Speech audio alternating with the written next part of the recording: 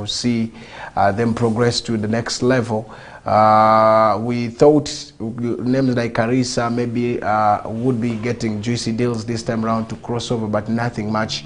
People not talking much about them crossing over. So that means with Vipers, they will have to push in and make sure things work out, because FUFA has given in a new structure. I mean, given in how which shirt number should stop where for certain games in there. So I mean, for the FUFA leagues, you will not surpass the number that is being told given by FUFA to clubs. But I think they have chosen their favorite numbers. That has happened. I saw when Cristiano Ronaldo went to Real Madrid, of course, he started donning shirt number 9 first, and then later on changed to 7 after, of course, the owner by then of shirt number 7 had gone off, so he had to take on. So it's just a matter of changing to your favorite number and making it there. That does not change anything in the style of play, in your style, in your how you play, in every other thing. So it's just a matter of you playing whatever is expected out of you to give you the best look. So there's not much impact in the shirt number changes. There is also basically one key aspect that I would like us to look at.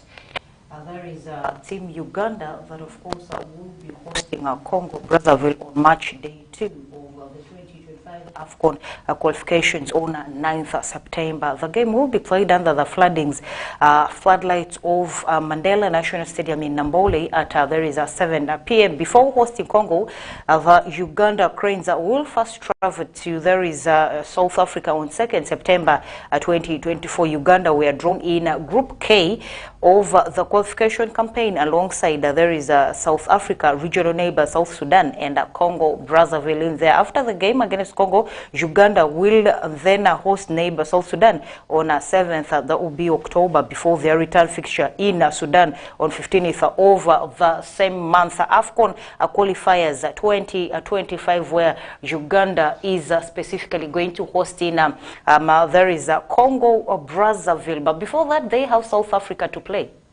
Yeah, a very big one. Of course, qualifiers. Uganda has been a side that one would always want to see how they're doing. But all in all, I can tell you that Uganda has everything possible to see that they get themselves through. Because out of what has happened, you would see that if you look at the setup, how the players are, you would see that Uganda really qualifiers has been a challenge to them ever since.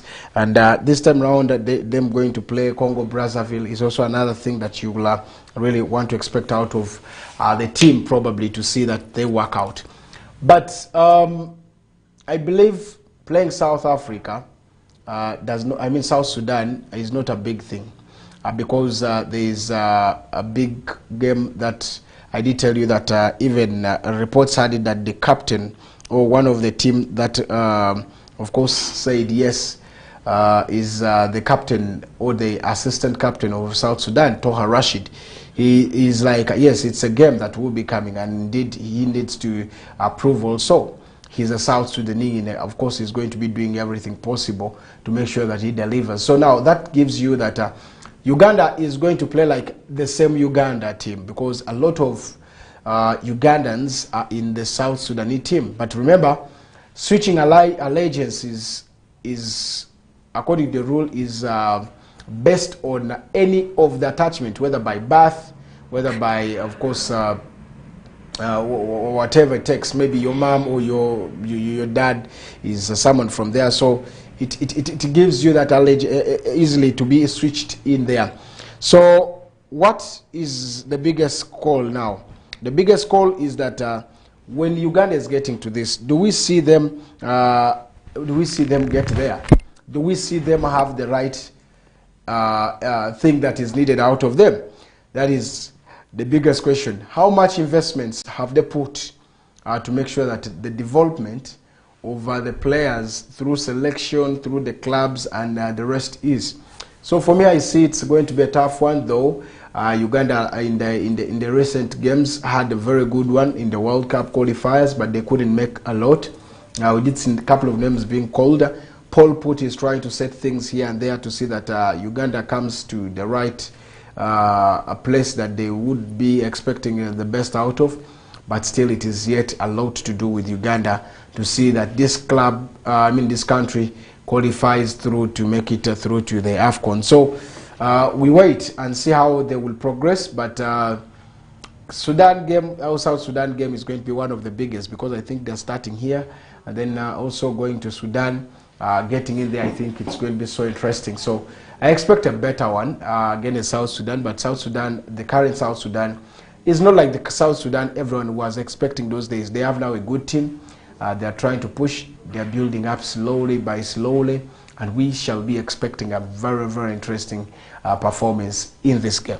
Okay, leaving that there is also one thing that I want us to look at. There is the FIFA Super 8 fixtures 2024, which basically normally involves in the teams that get to finish in, I should say, from the first position up to there is the 8th position in. There is the previously concluded Star Times Uganda Premier League in there. And basically, the games will be starting tomorrow 2nd, where we shall be seeing Maroons that will be taking on Bull Football Club, and then after that, 3rd, we shall be seeing Chitara that will be playing KCCA, starting with Maroons that will be taking on Bull Football Club. A very tough one, I anticipate, ahead of tomorrow. Yes, a very big encounter that you will always want to talk about. Of course, very many people are still asking question why the team of why, of course, FIFA has accepted to see that the team of a select team of FIFA comes through. That is one big question everyone is asking, because we saw what happened last time, and in this now we are waiting also to see how this will be. But this time around, the format has changed a little bit, that Uganda has come up with a select team that is going to be taking on that. Now my question is, if this select team wins, who is going to, shall they be given the trophy and the rest? Because that's also one big thing. And what is the criteria? Because they said they were going to have also some foreign players who will be joining. This format seems to be one big moment in there. If you remember, I should say this is always a tournament that is a curtain raiser for the 2020. For any game that comes in there. Now this is the one for the 2024-2025 season, with a lot of things that are there. Remember, Bull are the current champions of this trophy, and they have done a lot of things. And of course, the fans and the stakeholders thirst for this domestic football has been one big moment to talk about in there. Now, look at how the teams are going in there. Not only Villa, not only the rest, but there are a lot of teams there. Other teams like Villa, Vipers, Chitara, NEC are also included, including Maroons Football Club. Let's start with the game that you've just talked about here. Maroons Vipers. It is, Maroons Bull. This is like the champion facing, of course, Maroons. Maroons has given hard time to Bull in the Uganda Premier League last season. You saw them getting vital wins in there. And expect also a very big encounter, because it's going to be a tough team to talk about in there. Bull has strategized. I saw them releasing their new kit, and that means that they are well prepared for whatever comes right in there. And these games always are very good that in a way that they prepare these players. Sometimes you don't have tournaments or friendlies that you can play to make sure that you start the big league. You start the Premier League or the season well. But this one acts as a automatic, of course, pre-season, I should say, tournament that is going there. So it adds and helps in the clubs know the worth of their players, what exactly their players can afford to do, what exactly the players are ready about, whether they are ready or not, testing on the new players or the new signings that they have gotten into the team.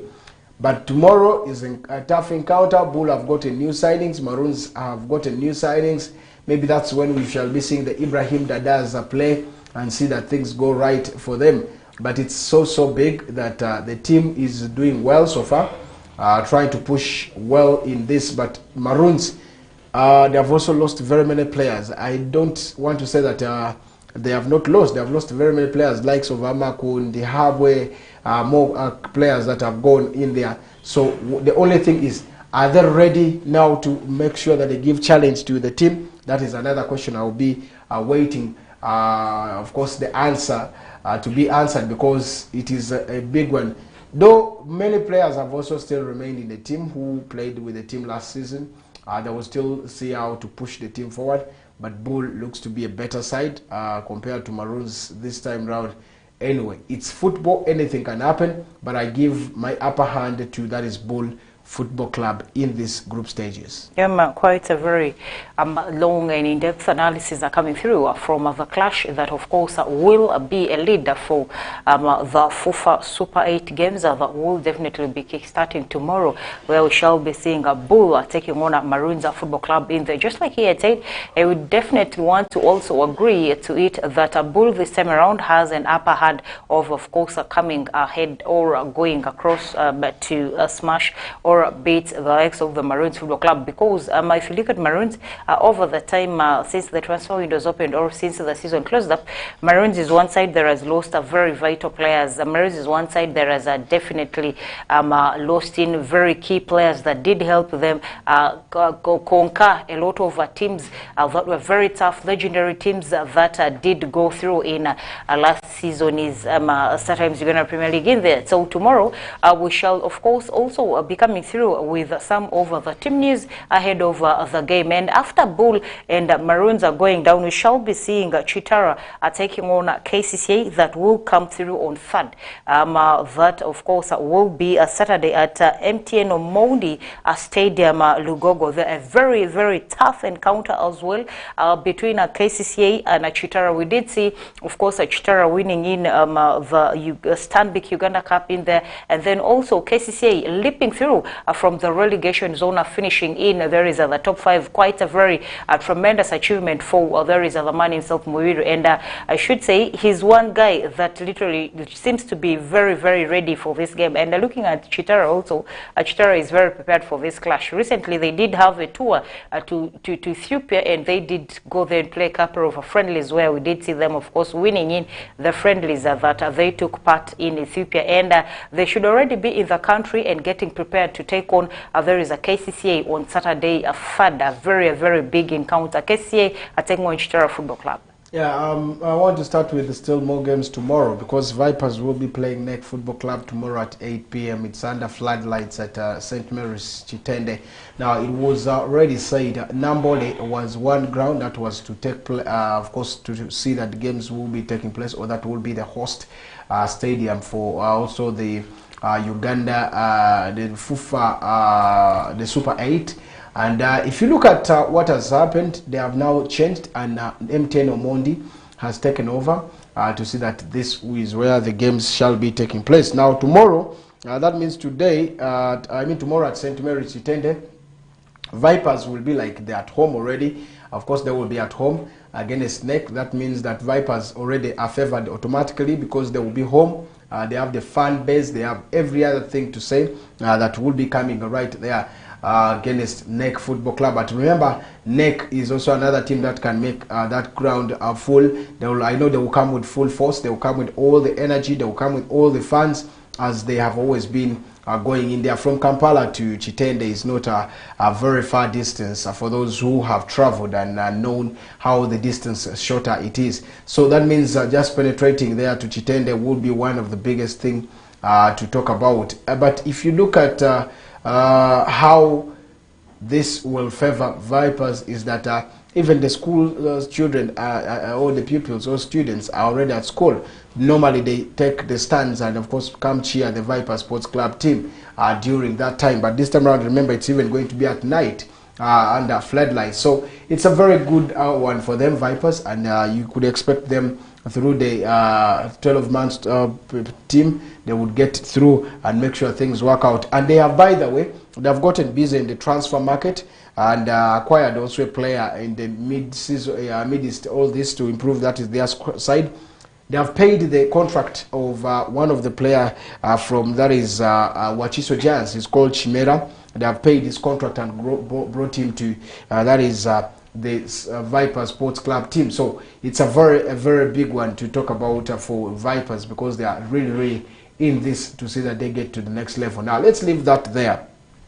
Come to what you've just asked me about, of course, the team of Chitara Football Club. against KCCA. This will be like a very big one because KCCA will be home, and this is also where Chitara has been also so much coming, and I did see them the other time even beat KCCA here at the M10 Lugogo Stadium, where of course the home of KCCA.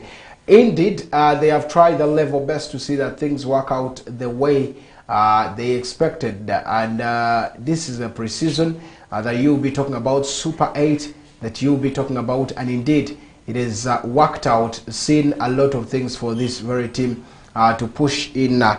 Now Chitara and KCCA, this is a game that is so tense that you will even be it won't be an easy one to see that you get yourself a win easily.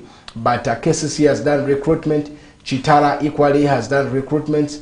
Would want to see these boys shine once again. So tough encounter that will be coming through for this. And KCCA, yeah, season at the end of the season tried their level best, but at the beginning you did see also Chitara making it through to, that is the next stage by winning the Stanbic Uganda Cup. Probably some of the fixtures, those are not the only fixtures that are there on the scoreboard over the FUFA Super 8. We've basically discussed only, I think, in depthly two fixtures. There is the opener, where we will be seeing tomorrow Marines taking on Bull, and then of course at night also we shall be seeing Vipers, and then as third is when we shall be seeing KCCA taking on Chitara there. Possibly as we slide into the half hour, you shall be giving us more over the fixtures that are on the scoreboard of the FUFA Super 8 as they crawl along after, of course, the third after the game over the Chitara and KCA. Yeah, of course, I just did tell you that Uganda has a select team, and on Saturday at 8 p.m. still, you would be expecting this very team to see that they play against Sports Club Villa. Uganda select team that of course we did, I told you the other time, that consists of very many players, and they will be wanting to see how that comes through, because it is a chance to see how you're going to be assembling, because the chance is very big. I've told you Uganda has gotten very many players. I would be mentioning here, I can't really get the list here, but all in all, you will be seeing that this is going to be a very tense game for, that is the team of Sports Club Villa, because that will be the last game on Saturday that will be taking place, and it will be of course a game that will be at night. So under the floodlights of Philip Omondi Stadium, you will be seeing the select team of that is Uganda playing against Sports Club Villa, that is of course the champion of the Star Times Uganda Premier League 2023-2024 season in there. But all in all, I want to say this is equally like a knockout most of the times. You play here and then of course play. It's a knockout because they are not going to delay so much. There's no home and away bases here. So you getting that moment in there, you need to win your game and progress to the next level. So if you don't progress, that means you still have a challenge to see that you prepare next time. But one team that has not been happy is NEC Football Club, because they said they were supposed to be in this game as they finished number 7, but because of the select, now it is 8 teams playing, and that 8 team has eliminated the squad, the number 8 on the log, to see that they progress. I mean the select team is being fixed in there. Exactly, that is what is happening. We're expecting big from the games, but all in all, we want to see how this of course goes up to the semi-finals or the finals. I want to witness how, of course, in case the select team is going to be the champion, what takes place. Will they award the trophy or no? That's also another question that I'll be waiting from, in fact, one thing that I'm waiting to see. And in case they ejected, where do we rate our select team of the national team? That's also another big question that one will have to ask about Uganda Cranes, who are also waiting to see that they want to compete into what is called the Africa Cup of Nations qualifiers, even the World Cup qualifiers. Those are some of the talking points that will be coming tomorrow for you about all this. But all in all, I want to say it is, of course, to me, a bad idea because this was introduced for the clubs to make sure that they get there. And indeed, teams have been doing so well. And this, even investing in money, by the way, to see that this gets to preparation. Talking about the Uganda Cranes select team, there are a couple of 29 players that definitely have featured in there. They will be taking part in the Super 8, and some of them include in the goalkeeping department. They have Matovu Hassan, who plays for Soltilo Bright Stars, Sekaja Bashir, Wachiso Giants, and Magada Abdu, who plays for URA Football Club. And then in the defenders, they have Bekisa James, URA, Chizito Gavin, is a free agent now, Tebandeke Christopher, UPDF, Bwagani Amisi, URA, Kato Samuel, Soltilo Bright Stars, Bule Warren, Soltilo, Matovu Faizo, Ibrahim Juma, and Legends, who plays for Legends in Spain. And then in the midfielding department, of course, the select team has Kayondo Ronald, Fiat Cleopas, Kakande Shafik, Aliro Moses, Mugulusi Isma, Chisolo Innocent, Sechivengo Godfrey, Mutewi Hakim, Senyonjo Hassan, and lastly Tibita Leban, who plays for URA. These are some of the names that you will be expecting in the midfielding department. And then in the striking department, the select team has Bunyanga Bruno, who plays for URA Football Club, Ogwang Isaac, Police Football Club, Himbisibwe Ivan, who plays for URA Football Club, Kandwanaho Joseph, who plays for Mbarara Football Club, Semuju Joseph, URA, Alpha Thierry Sali, who plays for Express Football Club, Lutalo Umar, who is now a free agent, and Abasangwa Richard, who is a free agent. Those are the names that the select team has. Probably some names that, Owen, you could be expecting that would feature in the select team, and that is not there, maybe? I know, of course, most of the players you're talking about are players who are not attached to these other clubs that are going to be playing in the Super 8, because if you can see, that shows you that there are those who are going to be there enjoying this because their clubs are not going to be participating. Two, for purposes of, what do I say, for purposes of allowances, it's going to be helping them a lot. Getting those money. So I don't see much, but those are good players you've talked about, and players who are going to be, of course, into the team, seeing how this works out. You look at the names you've just mentioned about Tibita, the Alpha Salis, the Baby Cool Sun, a lot of names that have come through. You will say, okay, this is it. And this is going to be, by the way, coached by the local coach, according to what was given to the team. Paul Put is not going to be involved, so this coach had to just call into the team that is needed. And that means whatever comes through is what shall be put in there. So Mori Biekwaso will be facing it against that is his team, of course, to see that he gets in there. And this is one big thing what we can do, or what we can see, because Dusan Stanovic had left the team or was fired, and now the team is left in the interim coach's hands, and that is Biekwaso of Sports Club Villa. So how will he? These are players he knows how to handle. I think it's not going to be a surprise to see also this select team if they don't progress, because you may again wait and see that this is a big one for them. So let's expect a very big one, a very big move for the teams. And I'm expecting also Sports Club Villa to give them a hard time because these are usual players, casual, the ones in the Ugandan league that have been there. Though there was a statement that they will also have players who would come from out, who are playing out of, that is, there are at least 3 or 4 of them to come and represent. But I doubt whether a club will allow to see. Right now, clubs are preparing in for what is called pre-season. They're preparing for the season to start, and I don't think they will be allowing to give players to just go and have this Super League. I don't think it's not going to work out. Basically, that is all we had for a first half of the show.